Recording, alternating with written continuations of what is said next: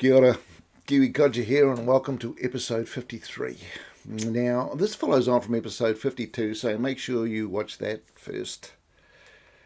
In episode 52, we saw the historian Teutanga from the Tuamotu Island of Ana'a, showing the 7 canoes that left from the Tuamotu group of islands and made their way to Rotorangi, New Zealand.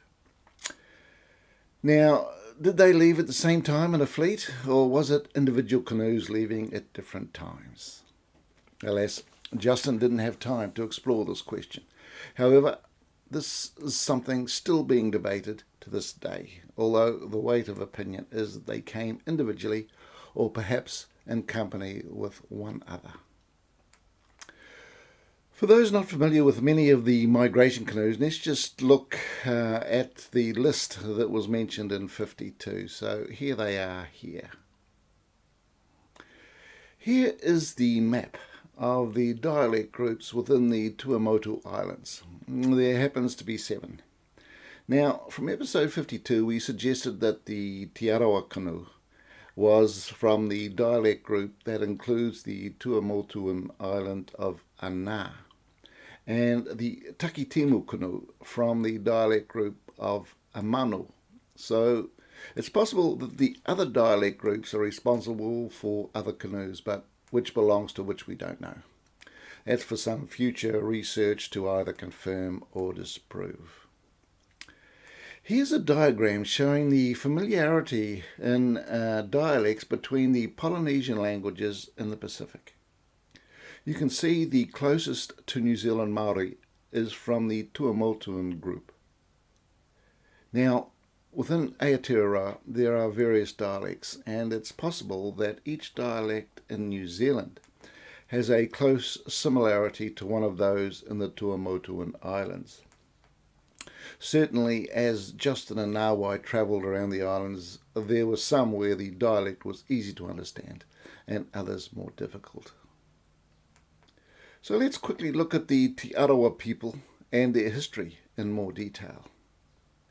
Now, from the Te Arawa Lake Trust website, I'll put the link below, we get the following. The Te Arawa ancestors came from a village on Raiatea called Makatu. They were seeking a peaceful new land far to the south. The migration canoe was called Naraka a Atuamatua, the 2 trunks of Atuamatua. It was captained by Tama Te Kapua. On the journey to New Zealand, the canoe encountered a dangerous sea creature called Te Paratha. The canoe was saved by a mythical great shark, and the canoe was renamed Te Arawa, the shark, in its honour. The canoe landed near the mouth of the Kaituna River. That place in New Zealand was named Makatu in honour of their village in Hawaiiki. Over the years, the Te Arawa people have spread out and occupy the geothermal regions of the central North Island, as you can see on this map here. Okay. So, from episode 52, you may remember us talking to Jean-Pierre, the school principal from Ana'a, and how he had visited Rotorua and discovered descendants from a Waka that had been lost many centuries ago. Well, Justin, through his contacts, was able to contact him and organise a group messenger video meeting.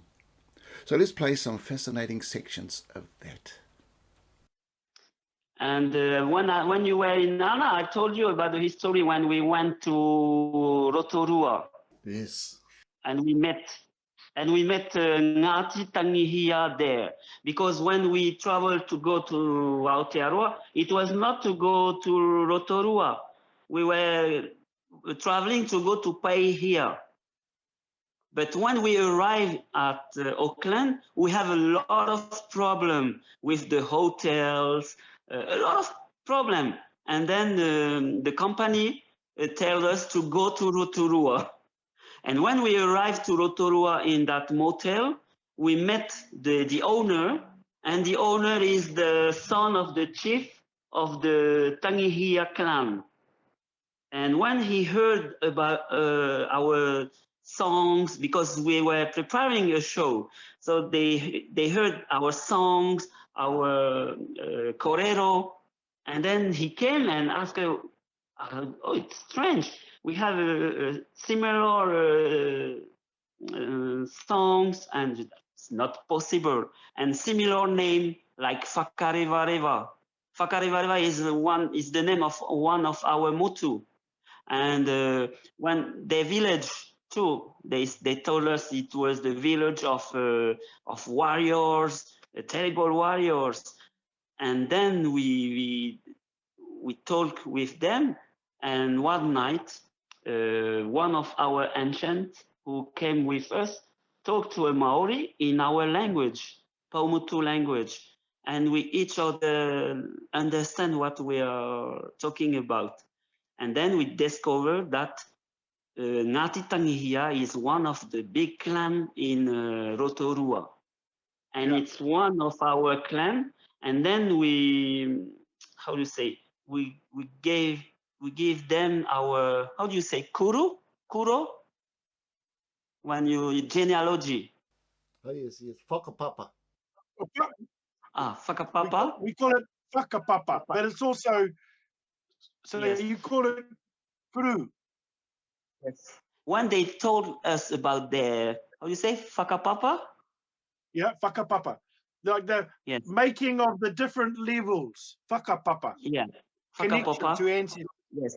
They told us their whakapapa, and they discovered that our whakapapa was in, how do you say, we came up very, very, very far in the past. And then they said to us, and we have a connection in that whakapapa, which is Te Moko o Tangihia. They finish their genealogy by Tangihia o Te Moko. And we tell them Tangihia o Te Moko is the end of our genealogy, but it's the beginning of their genealogy. Whoa. So we made that connection, and then they say to us, "You are Tuakana, and we are Teina." Yes. Yes. That's And amazing. we saw a lot of things similar in our culture, in the name they give to Rotorua, like Whakarewareva, Tamaki village. And we have a place in Ana'a, which was a village only for warriors, you know? Fascinating. They came down with Paihia as the destination and ended up in Rotorua. The serendipitous nature of things is striking, eh? Now, we then asked Jean Pierre if he knew the name of the canoe that went missing many centuries ago. Let's play his answer. Big Waka.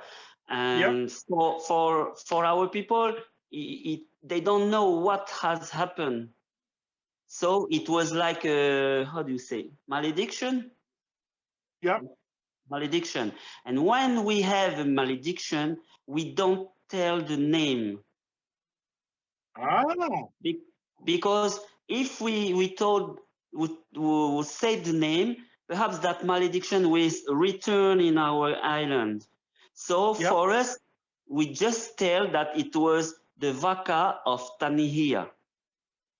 The Waka of Tangihia. It's one of Waka of Tangihia, because it was one of the Waka of the clan were lost. That's why when we come back to Tahiri after visiting Rotorua, people of Rotorua offer us a canoe. Yes, and they told us, we came with your Waka and you go back with that Waka, and her name is Tangihia. So I have at school in Ana'a that Waka were offered by the chief of Rotorua. Now, Tangihia is a famous ancient Polynesian chief who travelled extensively around the Pacific. Jean-Pierre is from Ngati Tangihia on Ana'a, a hapu of the iwi Ngati Paratha, as shown in episode 52. You saw from the introduction that sharks feature heavily in both Ana'a and Te Arawa history. On Ana'a, the iwi or hiva, as they call it, is Ngāti Paratha. Paratha is a type of shark, and Te Arawa is similarly named, with Arawa being a shark as well. So we explored this with Jean-Pierre. Shark in Polynesia, they don't live. They live far away from islands in the dark ocean, and I will send you a picture. We have a picture of the Paratha shark, and The Paratha shark.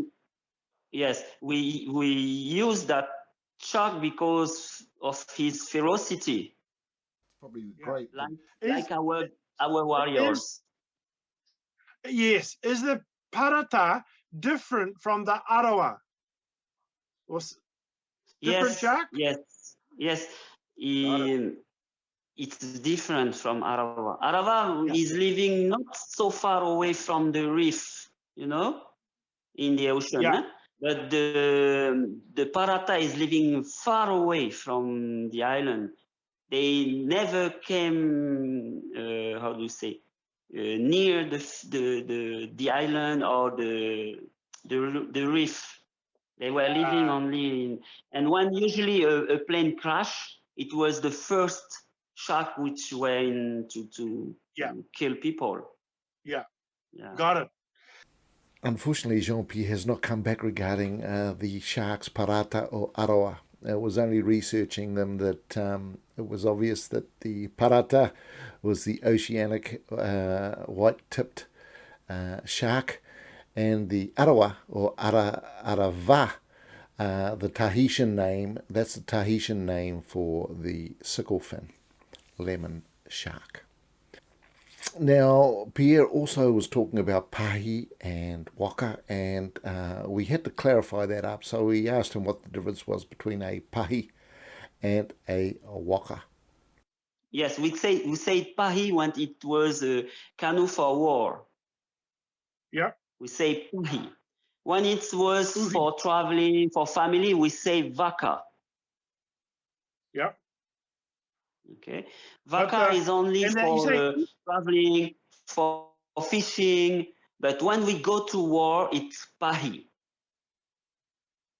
Pahi means a big canoe, yeah. in which we can Double. make 200 or 300 people. Double canoe. Yes, it's like catamaran. The canoe that was So lost, was that a pahi?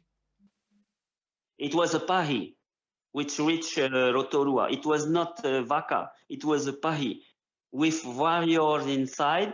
But we think that when they arrive in Rotorua, they saw that beautiful island, and perhaps they don't want to come back in Ana'a.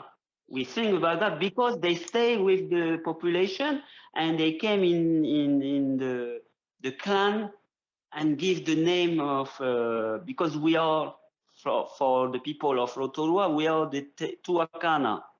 So we are the elder.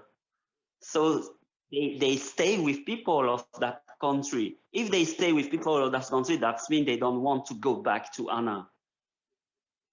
Because they can have wife, because in our culture the warrior, they cannot have wife just only for pleasure, but they cannot have kids, because we use them only for war. Paratha warriors were not slaves, but they were our army, and they don't live with population. They live in a motu, and when they want to have girls, we tell them to go to fight another island and to bring back women for them and people for their meat.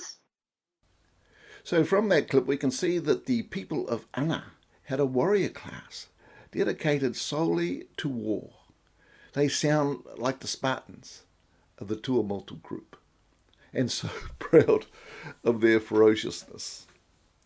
It does seem bizarre that a war canoe, a pahi, would end up in New Zealand, so far from their supposed military destination.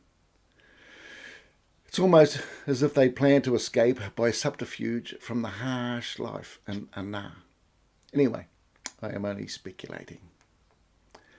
Now, at the time of our video conference, Jean-Pierre had not seen the previous episode, episode 52, Hawaiiki, Hiding in Plain Sight. So Justin asks him an interesting question. Let's look at that.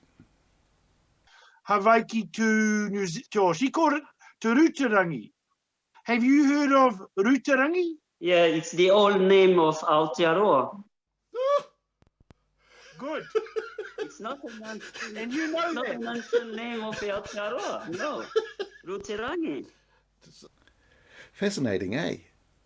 So that's two people from different dialect groups of the Tuamotu Islands that know New Zealand as Rūtarangi, its most ancient name.